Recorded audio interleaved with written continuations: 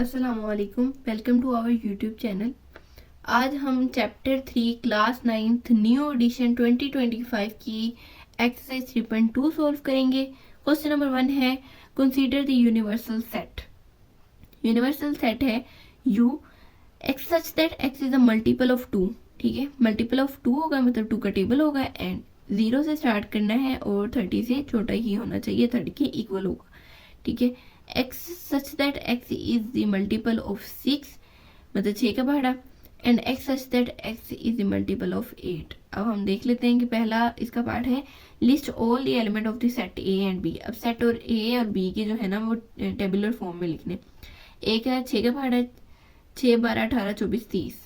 ठीक है, हमने इसको कंसीडर करना है यूनिवर्सल सेट जो है वो 30 तक है, तो इनकी जो है लिमिट वो भी 30 तक ही होगी या 30 से छोटे होंगे।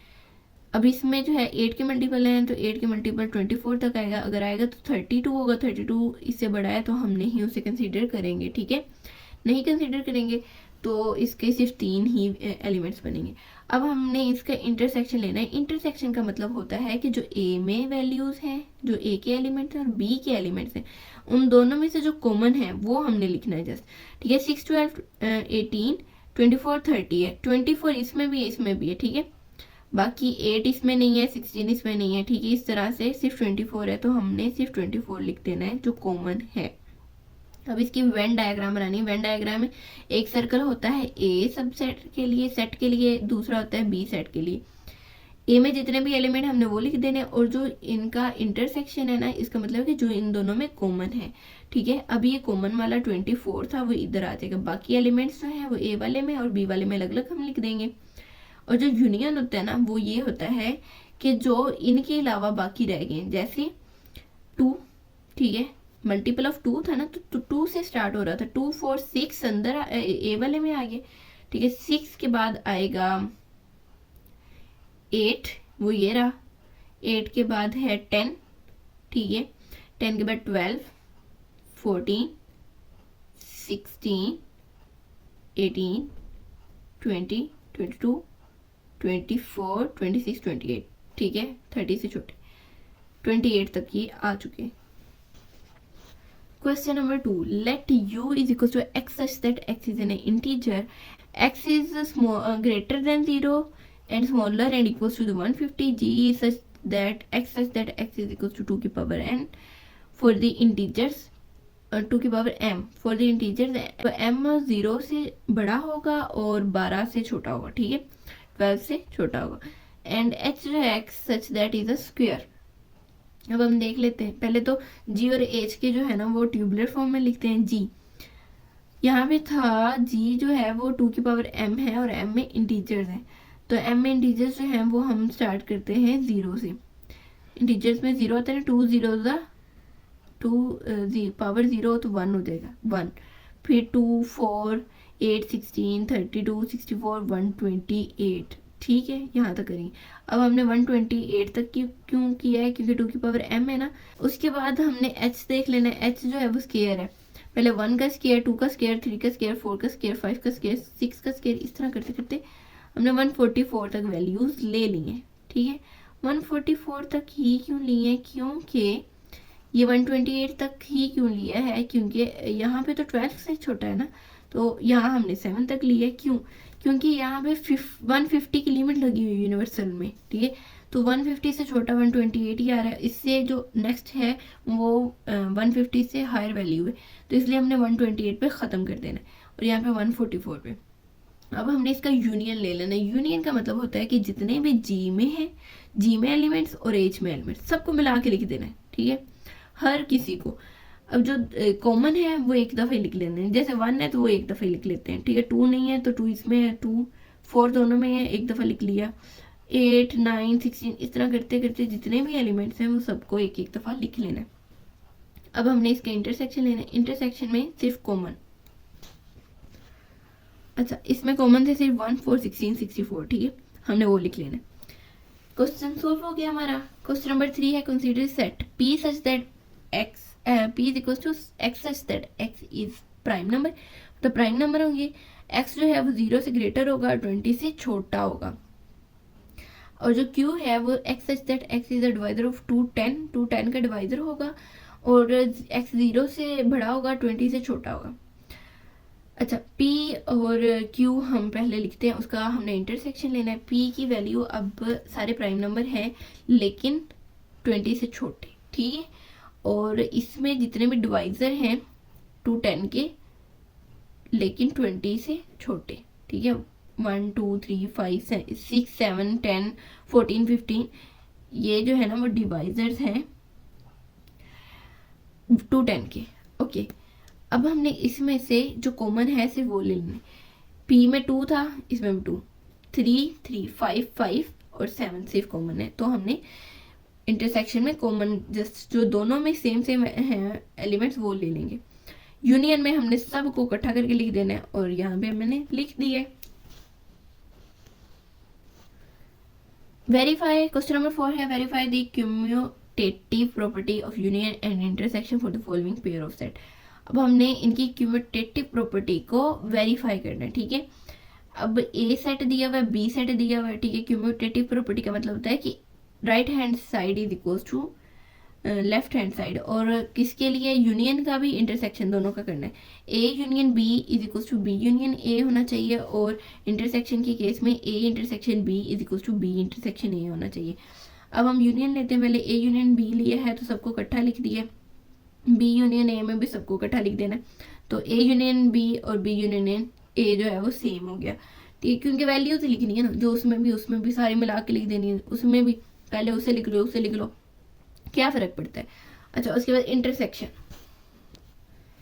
इंटरसेक्शन में कॉमन लिखना आता है, ठीक है। ए इंटरसेक्शन बी है तो सिर्फ 4 आया है, बी इंटरसेक्शन ए में भी वही कॉमन आना ना, जो बी में कॉमन है फिर ए में कॉमन है, तो फिर इस तरह से 4 आ गया हमारे पास, यहाँ पे भी 4 आया, तो A intersection B is equal to B intersection A, verify हो गया। अब सेकंड इसका पार्ट है एन और जी का, एन यूनियन जी, जी यूनियन एन पहले, और फिर इस तरह से हमने इंटरसेक्शन के लिए G N intersection G, G intersection N find करना है, ठीक है। नेचुरल नंबर 1 से स्टार्ट होते हैं, और इंटीजर जो हैं वो इन्फिनिटी से स्टार्ट होते हैं, -3, मतलब माइनस में सारी वैल्यूज 0 और प्लस में सारी वैल्यूज होती हैं। इनके इंटरसेक्शन जब यूनियन लेंगे तो सारे के सारे इंटीजर्स आ जाएंगे, ठीक है। और इस तरह से अगर जी यूनियन एन करेंगे तो वो भी इंटीजर्स ही आएंगे, क्योंकि कॉमन वैल्यूज है ना, तो वो माइनस की वैल्यूज भी आ जाएंगी और नेचुरल वाली वैल्यूज भी आ जाएंगी, तो सारे इंटीजर वाली वैल्यूज आ जाएंगी, ठीक है। अब इंटरसेक्शन में जो कॉमन है, तो कॉमन सिर्फ पॉजिटिव वाली वैल्यूज है, वो भी 1 से स्टार्ट हो रही है, तो मतलब सारे नेचुरल नंबर आ जाएंगे। अच्छा, उसके बाद ये सारे नेचुरल नंबर आ गए, तो इसका मतलब N intersection G is equal to G intersection N, ये भी वेरीफाई हो गया। अब हमें ये दिया है कि x such that x belongs to R, x जो है वो ग्रेटर है और इक्वल है 0 के, तो 0 1 2 3 अप टू सुन जितने भी हो जाएंगे, और बी जो है वो रियल नंबर है, ठीक है। अब रियल नंबर जो है, अब यहाँ पे उन्होंने बताया था कि 0 और 0 से बड़े, 0 और 1 2 3, यहाँ पे सारे रियल नंबर्स आ गए, माइनस में भी और प्लस में भी, सेम वही क्वेश्चन जो यहाँ पे था, लेकिन यहाँ पे रियल नंबर जो नेचुरल नंबर थे उनमें 0 नहीं था, यहाँ पे 0 है, तो सेम वही क्वेश्चन होगा। अच्छा, question number 5, let U is equal to A B C D E F G H और आई जे। ए है A B C D G H, B है सी डी ई एफ जे। अच्छा, अब हमने D Morgan's law जो है और वो करना है वेरीफाई, साथ में वेन डायग्राम बनानी है। डी मॉर्गन्स लॉ होता है A union B prime, A prime intersect B prime. अब इस प्राइम का क्या मतलब होता है, इसका मतलब होता है यूनिवर्सल में से माइनस करना है ए को, यूनिवर्सल में से माइनस करना है बी को, ठीक है। ये दो वैल्यू इक्वेशन है हमारे पास डी मॉर्गन्स लॉ की। अब हमने क्या करना है, इसे वेरीफाई करना है। पहले हम ए यूनियन बी फाइंड करते हैं, फिर उससे माइनस करेंगे यूनिवर्सल में से। ए यूनियन बी आ गया, ए यूनियन बी जब आएगा तो हमने उसमें से यूनिवर्सल वाले को माइनस कर देना है। माइनस करेंगे तो वो वैल्यू आ जाएगी जो कॉमन नहीं है, सिर्फ आई जो है वो कॉमन नहीं है, बाकी सारी वैल्यूज कट जाएंगी, ठीक है। अब हमने क्या करना है, अलग अलग इनका फाइंड करेंगे। यू माइनस ए, यू की वैल्यू यूनिवर्सल लिख लेंगे, ए की वैल्यू सारी लिख लेंगे, उसमें से जो कॉमन नहीं है, मतलब जो कॉमन है वो तो आपस में कट गई ना, जो बाकी बचेंगी वो हम लिख देंगे। इस तरह से बी फिर अब इनका इंटरसेक्शन लेंगे जो कॉमन है, जस्ट पहले कॉमन नहीं लेनी थी, अब जस्ट जो कॉमन है वो लेंगे। हम इंटरसेक्शन में यही करते हैं। तो प्रूव हो गया हमारे पास, इसकी भी वैल्यू आई है, इसकी भी वैल्यू आई है, इसका मतलब कि डी मॉर्गन्स लॉ वेरीफाई हो गया एक इक्वेशन। इसी तरह से हमने दूसरी इक्वेशन को पहले ए इंटरसेक्शन बी लेंगे, फिर यू में से माइनस कर देंगे ए इंटरसेक्शन बी को, फिर अकेला ए प्राइम, फिर बी प्राइम, फिर इनका यूनियन ले लेंगे। जो आंसर आएगा वो इक्वल होगा। ठीक है, अब इसके लिए वेन डायग्राम बनाते हैं। वेन डायग्राम में ए बी सी और डी था इसका मतलब intersection, G H E F J और आई जो बच गया था वो अकेला था, तो बाकी जो u की वैल्यूज थी वो ए बी सेट में कवर हो गई थी। क्वेश्चन नंबर 6 है, इफ यूनिवर्सल जो u है वो 1 2 3 20 तक है और a है 1 3 5 अप टू 19, तो फिर ये वाली जो है ना हमें वेरीफाई करनी है। a union a prime is equal to u, पहले u माइनस a करेंगे, ठीक है, जो वैल्यू आएगी उसका यूनियन लेंगे a वाली के साथ। ठीक है, पहले ये फाइंड करेंगे अकेली, जब ये फाइंड हो जाएगी जब, तो फिर हम इसमें इसका यूनियन ले लेंगे। ठीक है, और अगर वो u के इक्वल आ गई है तो देन हमारी जो है स्टेटमेंट ठीक होगी, ये वाली वेरीफाई हो जाएगी। अच्छा, नेक्स्ट है a intersection union u universal is equal to a और इसका इंटरसेक्शन लेंगे यूनियन यूनिवर्सल का। ठीक है, a इंटरसेक्शन यूनिवर्सल लेंगे तो a के इक्वल ही आएगा। ठीक है, क्योंकि इसमें से कॉमन वैल्यूज लेनी है, कॉमन वही आएंगे जो a में होंगी, तो a फिर सबसेट के इक्वल हो जाएगा। 1 3 5 अप टू 19, अब इसमें जितनी भी वैल्यूज थे वो और कॉमन वो थी जो a वाली थी, तो इसका मतलब कि a intersection universal is equal to a intersection a prime is equal to, इसका मतलब है एम्प्टी। ठीक है, एम्प्टी सेट आएगा, कोई भी चीज़ कॉमन नहीं है। तो पहले हमने a प्राइम ले लिया, ठीक है, उसके बाद a प्राइम की वैल्यू यहाँ से हमने ले ली ना, पहले सॉल्व थी a इंटरसेक्शन a प्राइम, ये जब इंटरसेक्शन लिया तो कोई भी वैल्यू जो है वो सेम नहीं थी, क्योंकि वो से माइनस करने से आया था, तो इसका मतलब एम्प्टी। क्वेश्चन नंबर 7 है, इन अ क्लास ऑफ 55 स्टूडेंट 34, अब इस क्वेश्चन को ना थोड़ा समझना पड़ेगा, बाकी इसमें कुछ भी नहीं है, माइंड गेम है जस्ट कि 55 स्टूडेंट है, उसमें से जो 34 हैं वो क्रिकेट खेलते हैं और 30 जो हैं वो हॉकी खेलना पसंद करते हैं, और हर बच्चे को ना एक गेम पसंद है। ठीक है, एक इन दोनों में से एक गेम पसंद है, और कितने बच्चे हैं जिन्हें दोनों गेम्स पसंद है। अब देखो ना, 34 30 प्लस करो, 30 30 60 और 64 बनते हैं, और टोटल स्टूडेंट है 55। तो ऐसे हमने स्टूडेंट्स देखने हैं जिन्हें हॉकी और क्रिकेट दोनों ही पसंद है। तो हम पहले देखते हैं जो क्रिकेट वाले हैं, क्रिकेट वाले वो 34 है और हॉकी वाले 30 हैं, और इन दोनों को मिलाने से मतलब कि टोटल स्टूडेंट 55 है। अब हमारे पास इक्वेशन है इंक्लूजन एक्सक्लूजन प्रिंसिपल के थ्रू, इनका यूनियन जो है वो आएगा पहले एक सबसेट प्लस दूसरा सेट माइनस इन दोनों का इंटरसेक्शन। ठीक है, अब हमें इंटरसेक्शन ही देखना है ना, कॉमन।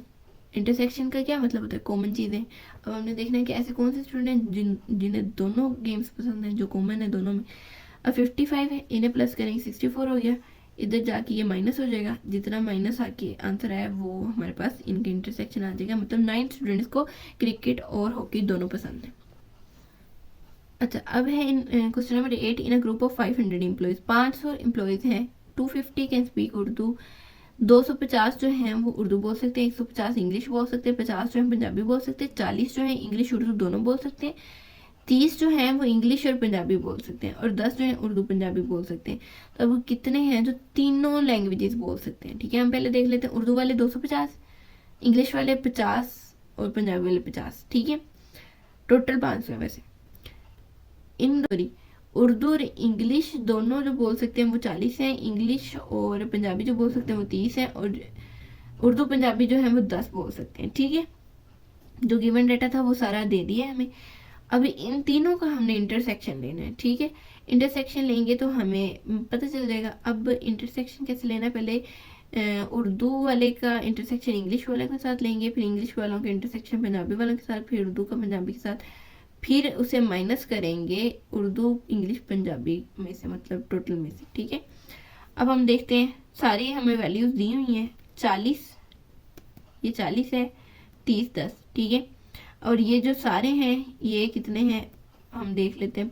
250 प्लस 150 प्लस 50 टोटल है 500, ठीक है। अब इन्हें जब प्लस माइनस किया तो 450 आ गया, ये 80 आंसर आ गया। 80 को जब 500 प्लस किया तो 580 आ गया, उसमें से 450 जब माइनस किया तो 1 आंसर आ गया 130। मीन्स कि 130 ऐसे हैं जिन्हें तीनों लैंग्वेजेस बोलनी आती हैं। Exercise 3.3 question number 1 for a equals to 1 2 3 4 find the following relation in a, state the domain and range of each relation। अब हमें उन्होंने ए सेट दिया हुआ है, ठीक है। अब पार्ट 1 है एक्स वाई, ठीक है, और y is equal to x. X और y दो हमें एलिमेंट दिए हैं और x जो है वो y के ही इक्वल है, कि मतलब कि इसमें जो जितने भी एलिमेंट्स हैं ना वो एक दूसरे के इक्वल हैं, कि मतलब 1 2 3 4 ही आएगा। तो पहले हम क्या लिखेंगे, 1 1 का सबसेट बनाते हैं, ठीक है, 2 2 का, 3 3 का, 4 4 का। इस तरह से जो x लिया और y लिया, दो एलिमेंट लिए, दोनों सेम है, ठीक है। X y is equal to x हो रहा है और साथ में एलिमेंट्स जो है हमने दो दो लिए हुए। अब इसकी डोमेन है, डोमेन का मतलब होता है कि जितने भी एलिमेंट्स यूज हुए हैं ना वो वाले लिखने हैं हमने, और रेंज होता है कि कहाँ से लेके कहाँ तक है। तो 1 2 3 4 एलिमेंट्स यूज हुए हैं और 1 से लेके 4 तक इसकी रेंज होगी। इसमें भी ऐसे ही एक्स और वाई दो एलिमेंट लिखने हैं हमने, और x plus y plus x जो है वो 5 के इक्वल होना चाहिए, ठीक है। हमने इस तरह से सेट करना है एलिमेंट्स को कि 5 आंसर आए, 1 और 4 2 3 3 2 4 1, ठीक है। ये हमारे पास 4 सेट बने और इनकी जो डोमेन है वो 1 2 3 4 है, ठीक है। और क्योंकि 1 भी इस्तेमाल हुआ है, 2 भी, 3 भी और 4 भी, और इसकी रेंज 1 से लेकर 4 तक ही है। अब हमने दोबारा एक्स वाई की शेप में सेट बनाने हैं और एक्स प्लस वाई जो है वो स्मॉल होना चाहिए 5 से, मतलब 5 से छोटा होना चाहिए। तो हमारे पास पहले हम लेते हैं 1 1, ठीक है, 2 आ गया, 1 2 3 1 3 4, इसका आंसर प्लस करने से जो है वो आ रहा है। फिर अब हम इसका उल्टा कर लेते हैं, पहले 1 2 लिया, 2 1 2 2 और 1 3 लिया है तो 3 1 आ जाएगा। 1 1 तो नहीं हो सकता ना, इंटरचेंज। अब इसकी जो रेंज है ना, इसमें डोमेन जो है इसमें 4 एलिमेंट नहीं है, ठीक है। तो हम 1 2 3 लिखेंगे और रेंज भी 1 2 3 ही है। पार्ट नंबर 4 है एक्स वाई की शेप में लेना है। अब एक्स प्लस वाई जो है वो 5 से बड़ा होना चाहिए, ठीक है। 2 प्लस 4 6 होता है, 3 3 6 3 4 7 4 2 6। अब इसे उल्टा किया हुआ, ठीक है, 4 3 7, इसे उल्टा किया, 3 3 को हम करें भी तो वो वैसे ही रहेगा। और हम नेक्स्ट ले लेते हैं 4 4, ठीक है। ये हमारे पास जितने भी हैं वो बन गए सेट। अब इसकी डोमेन है, इसमें 1 यूज नहीं हुआ है, तो हमने 2 3 4 डोमेन रखनी है इसकी, और साथ में रेंज है 2 से लेके 4 तक। Types of function, first type है इनटू फंक्शन। इनटू फंक्शन तब होगा जब ए सेट और बी सेट होंगे हमारे पास, ठीक है। ए की जितनी भी डोमेन्स हैं उनके पास यूनिक कोडोमेन होंगी, मीन्स के 1 के पास अगर 2 कोडोमेन है तो वो 2 कोडोमेन 3 के पास नहीं हो सकती, 5 के पास नहीं होगी, ठीक है।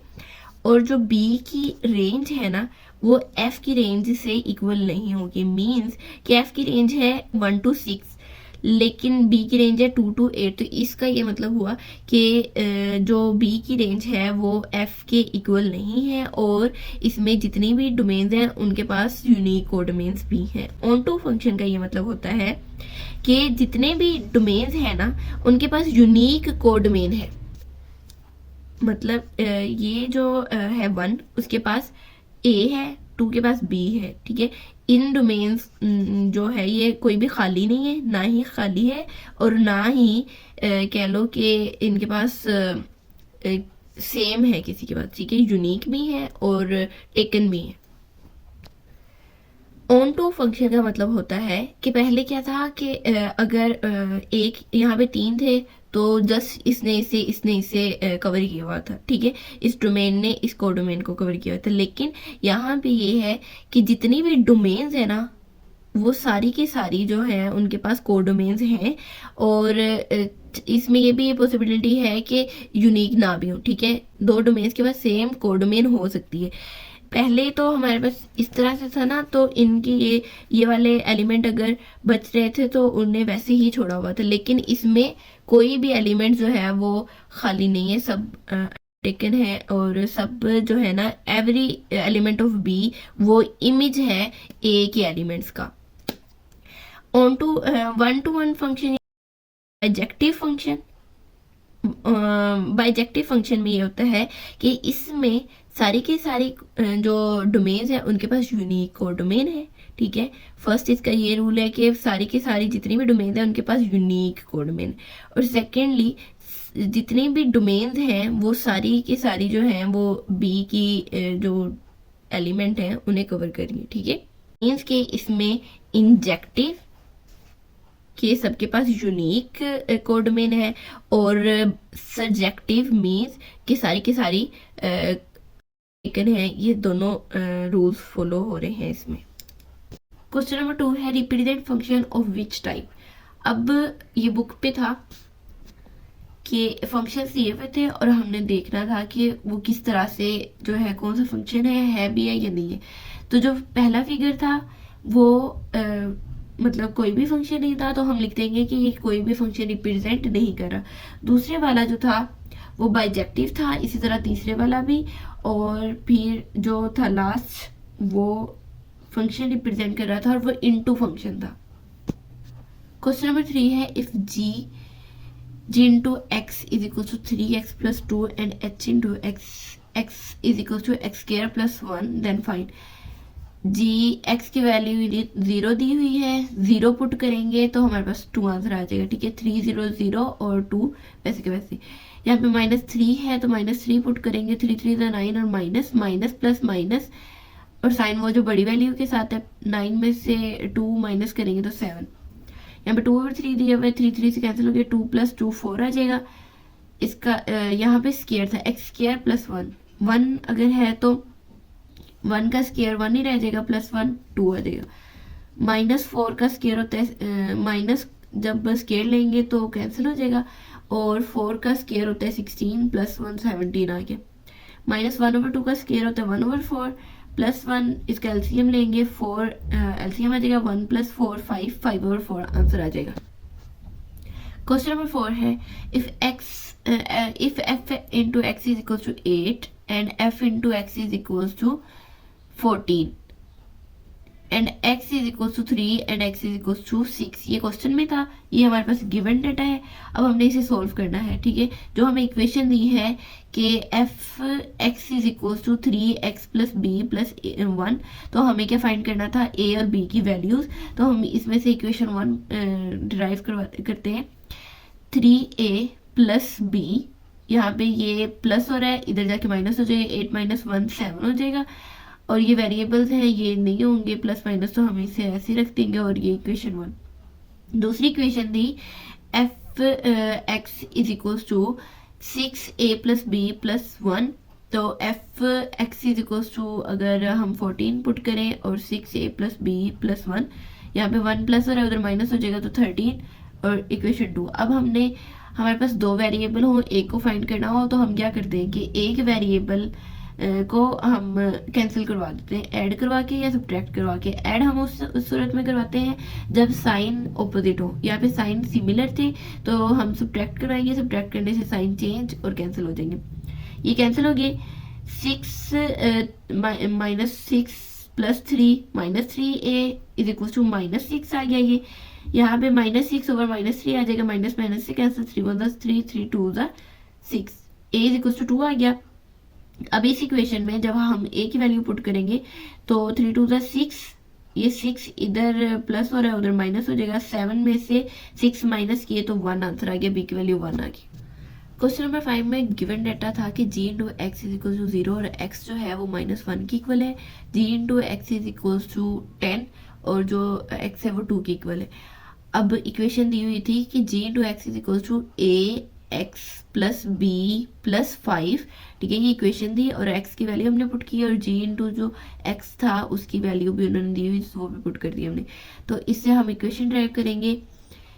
ये माइनस सी हो जाएगा मल्टीप्लाई होने से, +5 प्लस बी +5, ये 5 यहाँ पे प्लस हो रहा है, उधर जाके माइनस हो जाएगा, माइनस से plus B is equal to -5। Minus को कैंसिल करने के लिए हम क्या करेंगे, माइनस कॉमन ले लेंगे या माइनस के साथ हम इन्हें मल्टीप्लाई करवा देंगे। जब माइनस के साथ मल्टीप्लाई करवाया, माइनस माइनस प्लस हो गया, माइनस माइनस प्लस और प्लस माइनस माइनस आ गया, a minus B is equal to 5 आ गया।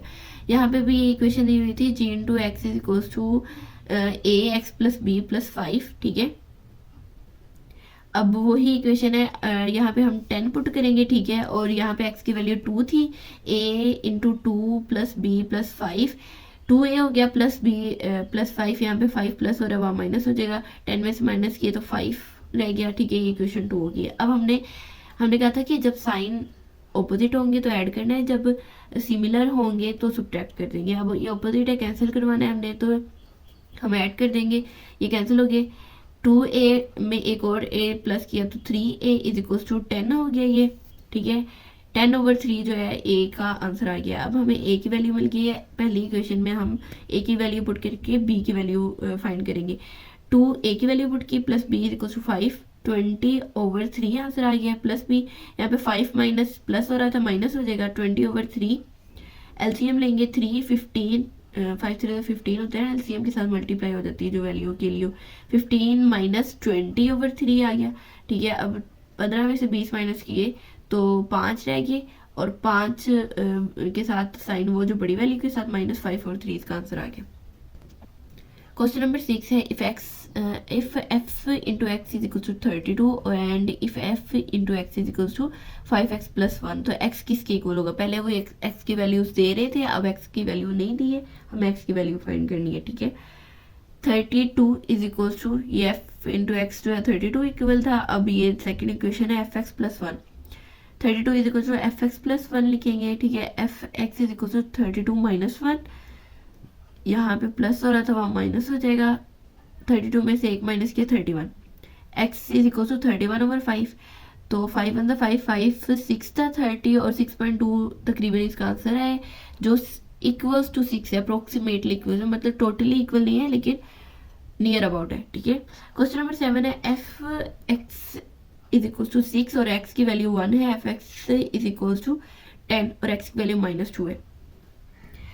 अब ये इक्वेशन दी हुई है, F x is equal to cx² plus D है, x की वैल्यू हम यहाँ से 1 पुट करेंगे तो 1 का स्क्वायर आ गया, तो वही c प्लस डी आ गया और इक्वेशन 1 बन गई। दूसरी इक्वेशन इसके लिए वही इक्वेशन में पुट करेंगे, x की वैल्यू -2, ठीक है, 10 is equal to c, x की वैल्यू लिखेंगे +2, माइनस माइनस मतलब स्क्वायर हुआ तो प्लस हो गया, 2 का स्क्वायर 4 होता है, 4c प्लस डी, ये दूसरी इक्वेशन बन गई। अब हमने सब्ट्रैक्ट करना है, सब्ट्रैक्ट इसलिए करना है कि सिमिलर साइन थे, ठीक है। अब ये कैंसिल हो जाएगा, 4 में से 1 निकाले 3 सी रह गए, 10 में से 6 निकाले 4, ठीक है, c इक्वल 4/3 है। अब पहली इक्वेशन में हम पुट करेंगे c की वैल्यू और d की वैल्यू भी मिल जाएगी, 4 4 16/3, यहाँ पे ये प्लस हो रहा है वहाँ पे माइनस हो जाएगा, 3 एलसीएम आ गया, 3 10 30 - 16, 30 में से 30 - 16, 30 में से जब 16 माइनस किया 14 और साइन हुआ जो बड़ी वैल्यू के साथ 14/3 डी का आंसर आ गया।